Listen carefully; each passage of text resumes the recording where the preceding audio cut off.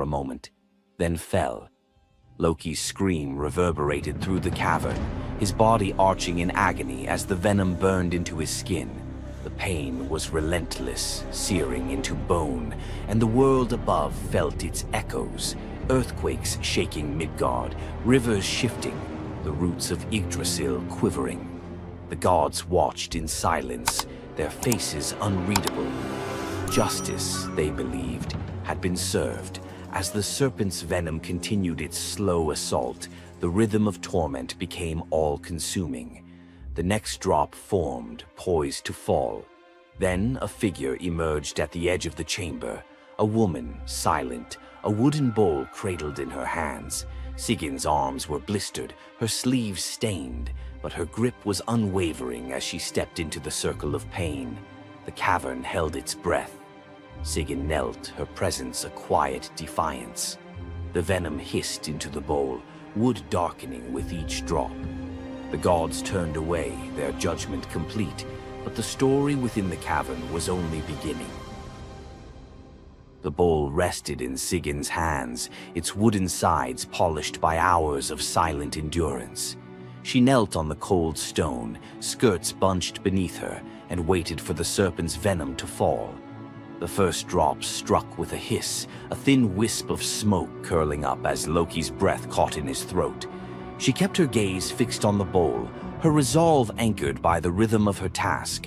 Time unraveled in the cavern, marked only by the relentless cadence of the venom. Drip, catch.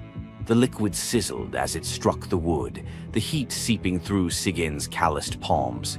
Each shift of her grip was subtle, a quiet adjustment to keep the bowl steady as her arms ached. Above, the serpent's shadow twisted over the stone, its coils unmoving, its venom gathering in slow, deliberate drops. Loki whimpered, bracing for pain that had become his constant companion. The sound of his dread was sharper than his cries. The air hung heavy with the stench of scorched flesh and the metallic sting of poison. The darkness pressed in, broken only by the faint glimmer of Sigyn's tears as they mixed with venom in the bowl, each drop a testament to her resolve. The silence between drops was punctuated by Loki's ragged breaths and the distant echo of water dripping from the cavern walls. Sigyn's world narrowed to the weight in her arms and the threat above. The bowl filled, the venom rising perilously close to the rim. Sigyn's muscles trembled, but she did not let her grip falter. When at last the bowl brimmed, she had no choice but to turn away. In that brief moment, as she emptied the venom onto the rocks, Loki's body convulsed, his scream raw and unrestrained. The poison ate into the stone, leaving blackened scars as Sigyn hurried to wipe the bowl clean and return to her vigil. For time beyond reckoning, Sigyn remained. The myth offers no window into her thoughts, only the image of her kneeling, unwavering as Loki's mind splintered under the weight of his agony. Was she remembering laughter in sunlit halls, or simply unable to imagine leaving him alone in the dark? The venom's rhythm never changed. The bowl would fill. Loki would suffer. Sigyn would endure. In the hush that followed each scream, a question lingered, one that neither gods nor mortals could answer. Love in the dark was never simple. While the gods turned away, Sigyn remained, her presence reshaping the meaning of Loki's punishment. His betrayals had echoed through Asgard, yet her loyalty was a force the gods never expected. The Eddas offer no window into Sigyn's thoughts, recording only her actions. Blistered hands, a steady bowl, venom caught before it could sear flesh. This silence leaves space for us to wonder. Was it love that held her there, or a deeper sense of duty, something older and more enduring than the gods' own laws? Loki, once the master of deception, now depended on the mercy of the one he had so often left in the shadows. When the bowl overflowed and Sigyn turned away, each drip crept like fire through him, twisting his features in agony. His eyes, when they met hers, flickered with both gratitude and resentment. He needed her, but the venom's torment mingled need with bitterness. Still, Sigyn returned every time, catching the next drop before it could fall. The myths do not say what passed between them in those moments, only that she stayed, her resolve unbroken. Scholars often call Sigyn the embodiment of loyalty, the ultimate symbol of spousal devotion. Yet, her sacrifice was more than an act of love. It was a quiet rebellion. By kneeling in the cavern, she defied the gods' vision of justice. Odin had crafted Loki's punishment to be absolute, to break him alone in the dark. Sigyn's refusal to abandon her husband became a shield, her presence a silent protest that denied the gods complete victory. The Eddas never assign her a motive, leaving modern readers to fill the silence with their own questions and interpretations. Was her endurance an act of compassion or a challenge to the order imposed by the gods? Each drip marked the passage of time, each bowlful a measure of suffering and steadfastness. Loki's laughter, once quick and sharp, faded into broken gasps. His words, sometimes curses, sometimes pleas, found no purchase. Sigyn's hands grew raw and ruined, but she did not falter. The cycle of pain and mercy continued, unbroken. In the end, it was not just Loki who endured the gods' punishment. Sigyn's vigil transformed it, turning isolation into a shared ordeal.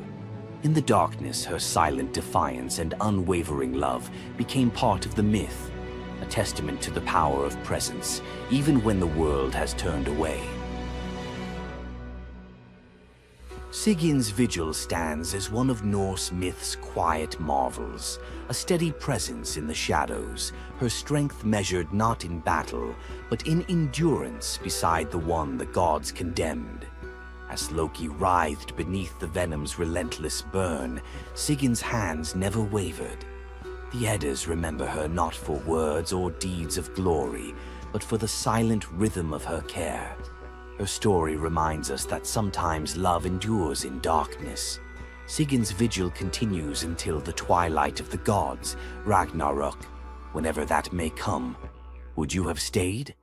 If Sigyn's silent strength moved you, let us know in the comments or share your favorite Norse hero below. Thor, the thunder god, woke up to find his greatest nightmare had come true. Mjolnir, his mighty hammer that could level mountains and control lightning itself, was gone. Without it, the thunder god was powerless, vulnerable, and mocked. The weapon that defined his very identity as protector of Asgard had vanished without a trace. But what happened next would humiliate him more than any defeat in battle. To get his hammer back, Thor would have to do something that went against every fiber of his warrior identity. You won't believe the disguise he ends up in. It all began on what should have been an ordinary morning in Asgard. Picture Thor reaching for the leather grip that had been at his side for countless centuries, his fingers closing around nothing but empty air. The spot where Mjolnir should rest felt cold and wrong, like a missing tooth that your tongue keeps finding. Thor's morning routine, as predictable as sunrise over Asgard's golden halls, shattered in that single moment of realization. The hammer forged by dwarven masters, the weapon that could summon lightning and level mountains, had vanished without so much as a whisper of sound. The initial shock hit Thor like a physical blow. His hand remained suspended in space, still reaching for what wasn't there. Then panic crept in, cold and relentless. He let out a blood-curdling roar of sheer rage, the whole palace trembling. Without Mjolnir, he was powerless, vulnerable, and mocked, stripped of the weapon that made him Asgard's primary defender. The enemies that prowled the borders of the Nine Realms knew about his mighty hammer. They counted on Thor's strength to keep them at bay. Now that strength was gone. Word spread through Asgard's halls faster than wildfire. The other gods gathered in emergency council, their faces grave as they grasped the full scope of the crisis. Odin's ravens had brought no news. The watchmen at the gates had seen nothing. Mjolnir had simply disappeared, as if it had never existed at all. The assembled gods understood what Thor's loss meant for their realm. Asgard stood vulnerable, its greatest protector reduced to a shadow of his former self. Loki stepped forward through the crowd of worried gods, his familiar, cunning smile playing at the corners of his mouth. He offered to investigate the theft using his shape-shifting abilities, volunteering to venture where other gods could not go undetected. The council accepted his proposal immediately, desperate for any lead in their search. Thor watched his brother prepare for the mission, knowing that Loki's success or failure would determine his own fate. Loki first borrowed Freya's magic feathered coat, allowing him to fly in falcon form to Jotunheim without raising alarms. Each dead end pushed Thor deeper into desperation. He imagined facing his enemies defenseless, their laughter echoing as they realized the thunder god carried no thunder. The trail finally led to the most dangerous territory of all, Jotunheim, the realm of the giants. Loki strode into the council chamber with the confident gait of someone who had solved a mystery, but his expression carried an ominous weight. The giant Thrym, lord of the frost giants, had openly boasted about his theft from his massive throne of ice and stone. He had buried Mjolnir 8 leagues beneath the frozen earth of his realm, thrice deeper than any giant's hall, he claimed, placing it where even Thor's strength would be useless. Thrym had what he thought was a simple demand for the Norse gods. He wanted the beautiful goddess Freya as his bride in exchange for the hammer's return. The giant had fixated on her legendary beauty and grace, convinced that possessing both Mjolnir and the goddess of love would make him the most powerful being in all the 9 realms. His arrogance knew no bounds as he described his elaborate wedding plans to Loki, speaking of golden halls and feasts that would last for weeks. Thrym believed the gods had no choice but to accept his terms. When Loki spoke to the council about Thrym's demand, the council fell silent. Freya's reaction shattered the tense quiet that followed Loki's report, causing her rage to break the Brysinger necklace, its gems scattering across the floor in glittering fragments. She declared she would rather throw herself into the deepest ocean than marry the frost giant who dared make such a demand. The gods found themselves trapped in an impossible situation. They could sacrifice one of their most beloved goddesses to a giant's lust, or they could leave Thor permanently weakened and Asgard vulnerable to every enemy that prowled the borders. The council erupted in frantic debate. Some suggested launching a full assault on Jotunheim, but Thrym's fortress was impregnable and his army vast. Others proposed trickery or negotiation, but every path led to either devastating war or humiliating surrender. Heimdall, the far-seeing guardian who watched over the Rainbow Bridge, had remained silent throughout the heated discussions. When he finally spoke, his words stopped every conversation in the hall. His suggestion was so outrageous, so completely unthinkable, that even Loki's jaw dropped open in shock. The gods stared at Heimdall as if he had lost his mind, but they were out of other options. What he proposed, however, would challenge everything Thor stood for as a warrior. Heimdall's words hung in the air like a challenge to the very foundations of Norse honor. The far-seeing god had suggested that Thor disguise himself as a bride and infiltrate Thrym's wedding feast to recover Mjolnir. He spoke with calm authority, tie housewife's keys about his waist, and pin bridal jewels upon his breast. The idea was so fundamentally opposed to Norse concepts of masculine honor that Thor's initial response shook the very walls of Asgard. He declared the plan preposterous and swore he would never hear the end of it if word spread that the Thunder God had dressed as a woman. The assembled gods watched in tense silence as their mightiest protector wrestled with a challenge that could not be solved through brute force or lightning strikes. They had already considered launching a full assault on Jotunheim, but Thrym's fortress was impregnable and his army vast. No other choice remained. Thor paced the hall like a caged wolf, his massive fists clenched as he grappled with the impossible choice between his warrior's pride and his duty to protect Asgard. Every instinct in his body rebelled against the idea of abandoning his identity as a fearsome warrior to play the role of a delicate bride. Loki stepped forward with barely contained excitement, volunteering to accompany Thor as his maidservant. The trickster god's eagerness to participate in this elaborate deception revealed his true nature. While Thor struggled with the concept, Loki was already plotting the specifics of costumes, mannerisms, and the lies they would need to maintain throughout their dangerous mission. The transformation began with layers of bridal linen draped over Thor's massive frame. Servants brought forth delicate jewelry, housewife's keys that symbolized domestic authority, and a dainty hood for his head. Finally came the precious necklace of Brysinger. Each item added to the disguise felt like another blow to Thor's warrior identity. When he finally looked at his reflection, the god of thunder saw an unconvincing bride staring back at him. Thor finally accepted the plan because no alternative existed. The unlikely pair prepared to set off for enemy territory, where their deception would face its ultimate test among giants, eager to celebrate their lord's triumph. The great hall of Thrym's fortress buzzed with excitement as giants gathered to witness their lord's marriage to the most beautiful goddess in all the 9 realms. Thor sat at the high table in his bridal disguise, surrounded by massive frost giants who raised their drinking horns in celebration. The feast spread before them displayed the giants' wealth and power. Roasted oxen filled enormous platters, fresh salmon gleamed on silver dishes, and barrels of mead stood ready to fuel the night's festivities. Thor's legendary appetite struck like a thunderbolt. He polished off an ox and ate whole salmon in moments, tearing through the meat as if he hadn't eaten in weeks. 3 measures of mead vanished as quickly as if someone had poured them into a bottomless pit. The assembled giants watched in stunned silence as the delicate bride consumed more food than most warriors could handle. Thrym's eyes narrowed with growing suspicion. This goddess ate like a battle-hardened warrior, returning from a long campaign, not like the refined Freya he expected to marry. Loki stepped forward with the smooth confidence of a master storyteller. He spun a tale about Freya's 8-day fast in eager anticipation of reaching Jotunheim and marrying the mighty Thrym. The explanation painted a picture of a lovesick goddess, so excited about her wedding that she had refused all food during her journey. The giants nodded in understanding, their suspicions melting away as they accepted this romantic explanation. Thrym felt honored by such devotion and relaxed completely, his doubts vanishing. Beneath his bridal veil, Thor's rage simmered like molten metal ready to explode. Every moment at the feast brought new challenges as he struggled to maintain feminine mannerisms while surrounded by his enemies. His massive hands shook with barely controlled fury as he watched the giants celebrate what they believed was their victory over Asgard.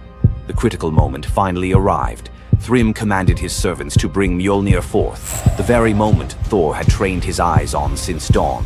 The servants placed the legendary weapon before the disguised bride as part of the traditional ceremony. Thor's fingers closed around Mjolnir's familiar handle, and lightning immediately crackled through the hall. He ripped away his bridal veil and roared his true identity to the shocked giants. Thrym's eyes widened in terror as he realized the bride he had been celebrating was actually the god of thunder himself. Thor swung Mjolnir, killing Thrym instantly after crushing his skull with Mjolnir, then turned on the assembled giants, and even the pleading giantess met Mjolnir's crack before the hall fell silent.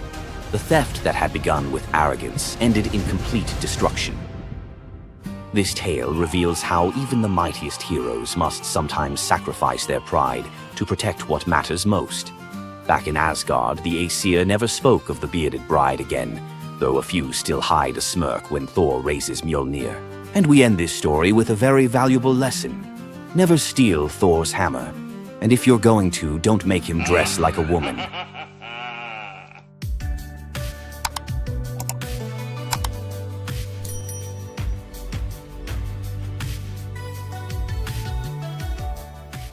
What makes Zeus, the mighty king of the Greek gods, one of the most fascinating figures in mythology?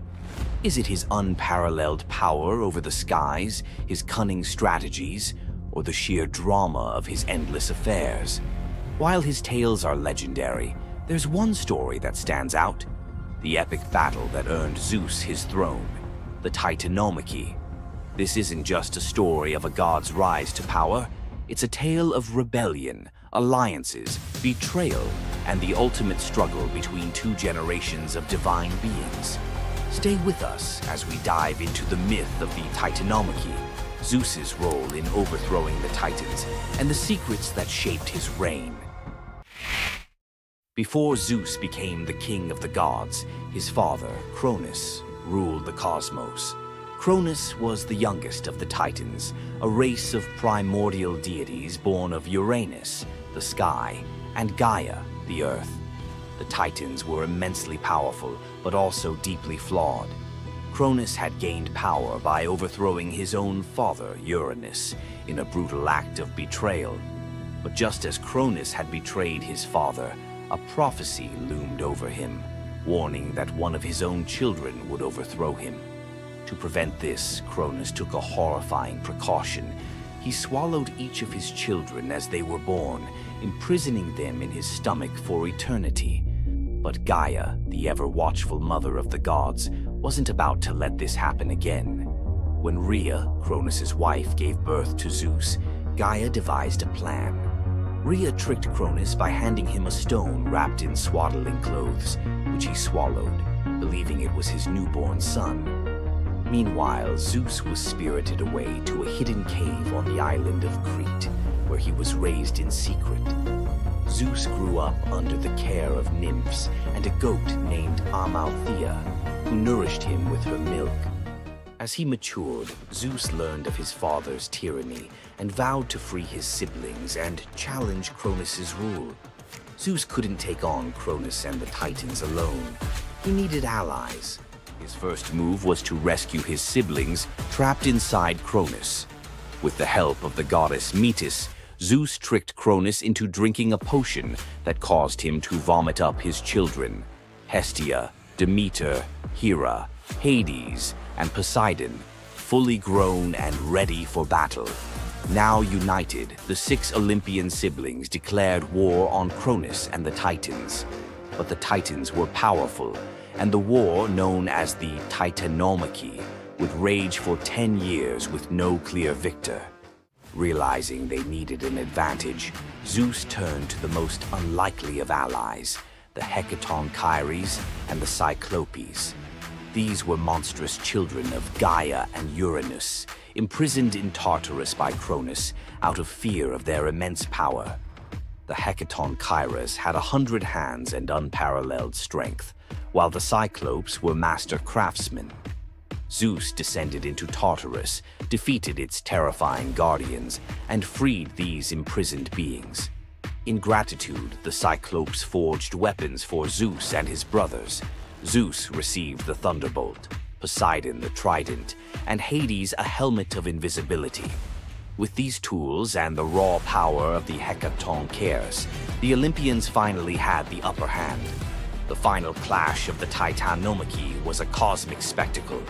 The Titans, led by Cronus, unleashed their full fury, shaking the very foundations of the universe. Mountains crumbled, seas boiled, and the skies erupted in chaos. But Zeus and his allies were relentless. Zeus hurled his thunderbolts with unerring precision, scorching the battlefield and scattering the Titans' ranks. Poseidon unleashed massive earthquakes, and Hades used his helmet of invisibility to sow confusion among their enemies. The Hecatonchires proved invaluable, hurling massive boulders with their 100 hands, overwhelming the Titans. One by one, the Titans fell, their immense power no match for the combined might of the Olympians and their allies. Cronus was the last to fall. Zeus struck him down with a thunderbolt so powerful that it split the skies. With Cronus's defeat, the Titanomachy was over. With the Titans defeated, Zeus and his siblings faced a choice: what to do with their vanquished foes. In a move both strategic and ruthless, Zeus imprisoned the Titans in Tartarus, deep within the underworld, where they would remain for eternity under the watchful eye of the Hecatonchires. Zeus then divided the cosmos with his brothers. He claimed the skies as his domain, Poseidon took the seas, and Hades ruled the underworld. Together, they established the rule of the Olympians, with Zeus as their undisputed king. But the Titanomachy left scars. Gaia, enraged by the imprisonment of her Titan children, gave birth to new monstrous beings to challenge Zeus's reign. Among them was Typhon, a creature so fearsome that even the gods trembled before him. Typhon's battle with Zeus is another story for another day, but it serves as a reminder that power in the ancient world was never secure. Zeus's rise to power marked the beginning of a new era, but his reign was anything but peaceful. While he was the king of the gods, his rule was marked by constant challenges. from rebellious mortals to jealous deities and his own unquenchable desire for love and control. Zeus was both a protector and a tyrant, a figure who inspired awe and fear. His thunderbolts were a symbol of justice, but they were also a tool of destruction. He fathered countless children, both mortal and divine, and his many affairs often sparked conflict among the gods. Yet, despite his flaws, Zeus's rule brought stability to a chaotic world. Under his reign, the gods established order, overseeing the realms of humans and maintaining the delicate balance between earth, sea, and sky. The myth of Zeus and the Titanomachy isn't just a tale of war. It's a story about the cycles of power and rebellion. Just as Zeus overthrew Cronus, who had overthrown Uranus, Greek myths suggest that even the mightiest rulers are vulnerable to the forces of change. Zeus's story reminds us that leadership comes with its own set of challenges. It's not just about gaining power, it's about maintaining it, often at great cost. Zeus's rise to power is one of the most thrilling tales in mythology, filled with battles, alliances, and sacrifices. But what do you think? Was Zeus a just ruler, or was he simply another tyrant destined to fall like the Titans before him? Let us know your thoughts in the comments below. Don't forget to like this video if you enjoyed this dive into Greek mythology, share it with fellow myth lovers, and subscribe to our channel for more epic tales from the ancient world. Until next time, remember, the gods may rule from above, but their stories remind us of the struggles we all face below. You thought fairy tales were magical. Think again. The real origins of these classic tales are disturbing, gruesome, and filled with horror. Many of these stories have been sanitized for modern audiences, but their original versions were filled with betrayal, curses, and brutal consequences. From Pinocchio's horrifying fate to the true story of Bluebeard, let's dive into the darker side of fairy tales that history tried to erase. Fairy tales weren't always about happily ever after. Many of them were cautionary tales, warning of real dangers, human cruelty, and supernatural horrors. 1. The original Pinocchio, a gruesome fate. Before Disney made him a lovable puppet, Carlo Collodi's original Pinocchio was a terrifying little troublemaker. Instead of learning his lesson, he was hanged from a tree by a group of bandits, left to suffocate as a punishment for his misdeeds. 2. Bluebeard, the serial killer's tale. Bluebeard was not a misunderstood nobleman. He was a full-blown serial killer. In Charles Perrault's version, Bluebeard marries multiple women and forbids them from entering one locked room. When his latest wife disobeys, she discovers the corpses of his past wives, hanging from hooks. He nearly kills her too, but she's saved at the last second by her brothers. Some believe this gruesome tale was inspired by real-life figures like Gilles de Rais, a nobleman convicted of horrific crimes. 3. The Pied Piper, a tale of mass disappearance. The Pied Piper of Hamelin was not just about a man who played music to lead away rats. He also took the children. In some versions, the town refuses to pay him for his services, so he takes revenge by luring all of their children into a cave, where they are never seen again. Historians believe this could be based on a real event, where an entire group of children from Hamelin mysteriously vanished in the Middle Ages. 4. Rumpelstiltskin, a vengeful trickster. In the original versions of Rumpelstiltskin, when the young queen guesses his name, he doesn't just leave. He flies into a rage so intense that he tears himself in half. In some versions, he stomps on the ground in fury, falling into a pit and disappearing forever. His obsession with taking the queen's child has led some to believe he wasn't just a trickster, but something far darker. 5. The Robber Bridegroom, a wedding night nightmare. This lesser-known grim tale tells the story of a young woman forced to